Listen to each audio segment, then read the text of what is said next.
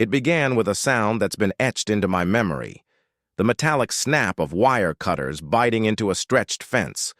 I didn't even have to look up to know what it was, but curiosity mixed with dread made me lift my eyes from my morning coffee. Through the kitchen window, I spotted her. Margaret Whitfield, our ever-determined HOA president, slicing through my fence like she was pruning a bush. Behind her, a crew of party planners unloaded tables, chairs, and decorations, moving with the confidence of people who believed they had every right to be there. Margaret beamed at her assistant, gesturing grandly. "See, I told you this would open up perfectly for the barbecue." What she didn't notice, what she should have noticed, were my 3 bulls grazing quietly just past the tree line: Thor, Zeus, and Odin. At the metallic snap, their heads jerked up in unison. Thor, the biggest and sharpest of the trio, let out a thunderous bellow that rolled across the pasture like a storm breaking. Margaret's smug grin faltered for the first time. "My name is Robert McKenna. I've worked this land in Cedar Grove for 30 years.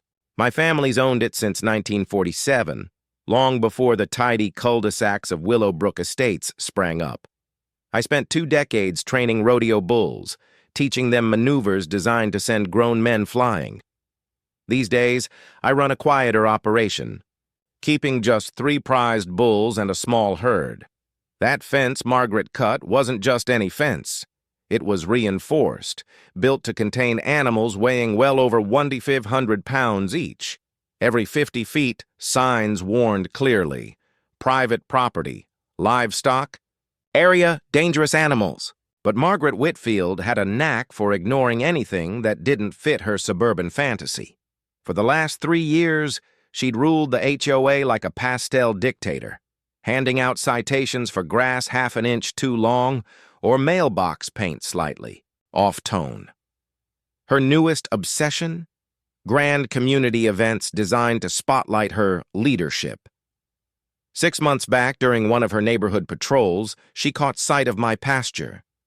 She marched to my door with her clipboard and a polished smile, bubbling about how perfect my open fields would be for community gatherings. Easter egg hunts, summer concerts, outdoor movies, you name it. I reminded her, politely at first, that this was a working livestock property, not a public park. She waved it off as though I'd mentioned a minor inconvenience. "Oh, I'm sure we can work something out," she cooed. "After all, we're neighbors." I made myself crystal clear. No one was allowed on my land, especially near the bulls. But Margaret wasn't the sort of woman who heard no often, or accepted it when she did. Over the months that followed, she tried everything, sending lawyers to sniff at property lines, gathering petitions, even attempting to convince city council my ranch was a nuisance. None of it stuck. But Margaret wasn't one to back down. Week before this chaos, she blasted out one of her infamous HOA emails announcing the upcoming Spring Spectacular. She promised food trucks, bounce houses, live music, and, teasingly, a surprise venue that would take your breath away. Looking back, I should have known she was plotting something reckless. So there I was, staring out my window at a crowd, flooding through the hole in my fence. Carnival games, folding chairs, food stands, children sprinting across my pasture like it was a playground. And at the center stood Margaret, basking in praise for the beautiful venue she'd secured. My stomach dropped. I grabbed my phone, stormed out the door, and dialed 911. I hadn't even explained the situation to the dispatcher when I heard it, the pounding rhythm of hooves. Thor appeared first, his massive shoulders rippling under the sun, his dark hide shining as he advanced. Zeus and Odin weren't far behind, heads high, eyes locked on the intruders in their territory. They weren't angry, just alert. But bulls are bulls, powerful, unpredictable, and dangerous if mishandled. The first scream came from a young mother, setting up a face-painting booth. "Bulls! Oh my God! There are bulls!" Panic erupted instantly. Parents grabbed kids, vendors bolted, and Margaret's dream event collapsed in seconds. Some scrambled back through the cut fence. Others sprinted aimlessly. A food truck gunned its engine only to sink into the soft dirt. And there, frozen in the chaos, stood Margaret, white as a sheet, whispering, "This can't be happening. There weren't any animals here yesterday. I put 2 fingers to my lips and let out a sharp whistle.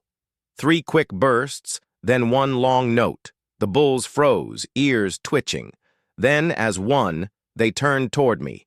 I strode forward, the panicked crowd parting like waves. Thor lowered his massive head, and I reached out to scratch his ear. "Good boys," I said, loud enough for everyone to hear. "These aren't wild animals, folks," I called out, keeping my voice firm but calm. "They're trained show bulls, but they're still bulls. And that fence? It was there for a reason." Margaret, shaking now, shrieked, "Get them away from! Here, somebody call animal control!" Her shrill tone startled Zeus, who snorted loudly and pawed at the dirt. The panicked crowd jolted again. Tables crashed over, folding chairs scattered, and a cotton candy cart tipped in a sticky mess. Kept my hand raised, using subtle cues to steady my bulls. They instinctively shifted into a protective half-circle around me, just like they would in a rodeo routine. Calm, obedient, but watchful.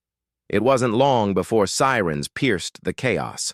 First came the Cedar Grove police cruisers, then Animal Control, and, naturally, a local news van hot on their trail. Officer Jim Bradley, a longtime friend of mine, stepped forward with one hand resting on his holster. "Robert," he asked, eyes flicking from me to the bulls, "everything under control here?" I nodded. "My bulls are fine, but someone cut my fence and hosted a party on my property." Margaret found her voice again and pointed a trembling finger straight at me. "He did this on purpose. This is assault with a deadly weapon." But Dr. Patricia Chen from Animal Control wasn't buying it. She studied my bulls, watched how they responded to my signals, and shook her head with quiet admiration. "These animals are beautifully trained, calm, alert, protective of their handler, not aggressive at all." Then she turned to Margaret. "Ma'am, did you cut this fence?" "I was creating access for the community," Margaret snapped. "That land should be shared." Officer Bradley sighed, already pulling out his citation book. "That's destruction of private property and reckless endangerment. You led a crowd, including children, into a pasture with 1,500-pound bulls. Do you realize how badly this could have gone?" As things settled, more officers began escorting guests off my land. The bulls stayed steady, even curious. Some relieved parents even paused to snap photos once they realized the animals weren't rampaging. Meanwhile, the news crew swarmed, interviewing angry vendors and rattled families. One father spat at the cameras. "She told us this was all approved. My kids could have been killed." By noon, the field was cleared. All that remained were law enforcement, my bulls, and Margaret, slumped on an overturned folding table, looking like the air had been drained out of her. Officer Bradley didn't sugarcoat it as he tallied up the damage. Destruction of property, criminal trespass, reckless endangerment of minors. The fence alone is $2 grand. Emergency response fees, police time, animal control, none of that comes cheap. Another officer chimed in. "Between everything, you're looking at $15,000 to $20,000. Easy. And that's if Mr. McKenna doesn't sue." Margaret's complexion shifted from pale to green. "How much?" she croaked. $23,000, Bradley replied evenly. Then, almost on cue, her phone buzzed with notification after notification. The neighborhood group chats had exploded. The HOA board was calling an emergency meeting. 3 days later, word spread. Margaret had been unanimously stripped of her president's seat. The charges stuck, and the news coverage shredded what remained of her reputation. Turns out her day job was event planning for a regional company, and the bull incident became the headline that tanked her career.